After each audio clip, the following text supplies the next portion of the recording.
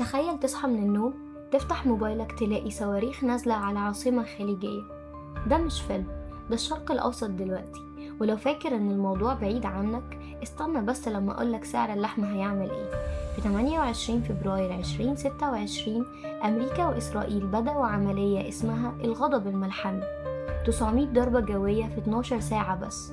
الهدف مش مجرد ردع، الهدف المعلن كان واضح: تغيير النظام في إيران.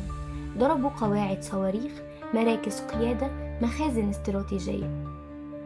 إيران ردت بسرعة، لكن مش على واشنطن، اتضربت البحرين، قطر، ومحيط الرياض. ليه؟ وهنا اللعبة بتبدأ. إيران عندها مبدأ واضح: أي دولة تستخدم لضربنا تبقى هدف مشروع. في البحرين موجود الأسطول الخامس الأمريكي، في قطر أكبر قاعدة جوية أمريكية في المنطقة، وفي السعودية شريان نفط العالم.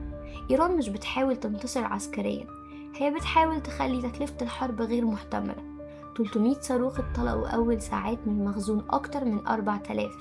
يعني ده مش تصعيد، ده جس نبض. والسؤال الأخطر: هل ده رد محدود ولا بداية سباق استنزاف طويل؟ هقولك بكلمة واحدة: سلسلة الإمداد. قناة السويس واحدة من أهم شرايين التجارة في العالم. يناير 2026 سجلت أضعف حركة ملاحة في 10 سنين. السفن بتخاف تدخل مناطق توتر، شركات التأمين بترفع الأسعار، تكلفة الشحن بتزيد. مين بيدفع؟ انت. الغاز في مصر وصل فاتورته ل3 مليار دولار في سنة. الذهب قفز فجأة، وفي لحظة ذعر واحدة عيار 21 طلع 500 جنيه في اليوم. الناس جريت تشتري، التجار وقفوا البيع، السوق اتجمد. ده مش اقتصاد طبيعي. الريال الإيراني انهار لمستويات قياسية. تجار البازار اللي كانوا دايما سند للنظام بدأوا يعترضوا. أمريكا بتلعب لعبة واضحة: ضغط خارجي بلس ضغط داخلي بيساوي انهيار. بس المشكلة النظام الإيراني مش شخص واحد، مش رئيس بس، ده شبكة، جيش، اقتصاد، أيديولوجية، حلفاء إقليميين. الأنظمة من النوع ده ما بتقعش بسهولة، وغالبا ما بتقعش من أول ضربة.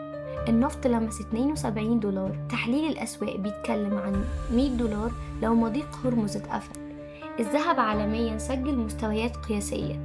السعودية قالت لن نسمح باستخدام أجواءنا لضرب إيران، لكن قالت برضو نحتفظ بحق الرد. ترجمة الكلام ده: كل الأطراف واقفة على حافة، ومفيش حد عايز يكون أول واحد يقع. خليني أقولك حاجة مهمة: الحروب الكبيرة ما بتبدأش بانفجار ضخم، بتبدأ بسوء تقدير، بضربة محسوبة تتحول لضربة أكبر، وبعدين محدش يعرف يوقف العجلة. اللي بيحصل دلوقتي مش نهاية قصة، ده أول فصل. والسؤال مش مين هيكسب، السؤال الحقيقي هو مين هيدفع الثمن.